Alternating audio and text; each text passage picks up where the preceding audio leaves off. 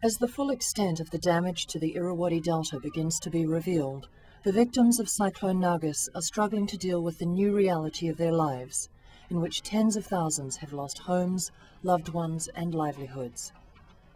The United Nations estimates that up to 1.9 million people are struggling to survive.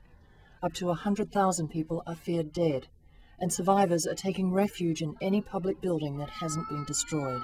People are gathering in poorly organised camps, and that concentration of population ends up being a real risk for diseases like measles, which can be enormous killers in these environments.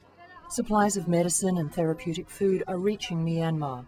They are vital to addressing the other potentially big killers, malaria and diarrhea. These diseases all have a very important relationship with malnutrition, and it's in fact that relationship of these infectious diseases and malnutrition that can cause death rates to skyrocket in emergencies.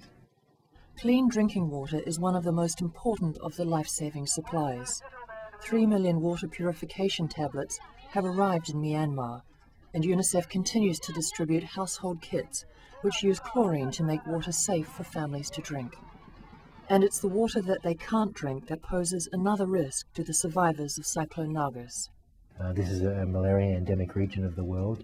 The malaria in Myanmar is highly resistant to some of the basic anti-malarials, and the risk of really serious malaria mortality, as you can imagine, with these children and their families sleeping out in the open or sleeping in schools, not having adequate shelter, a lot of standing water, which of course is a great breeding ground for malaria-bearing mosquitoes.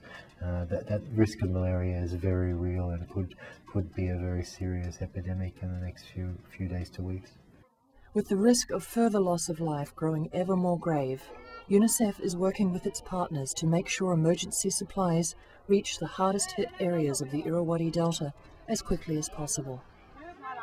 This is Chris Niles reporting for UNICEF Television. Unite for Children.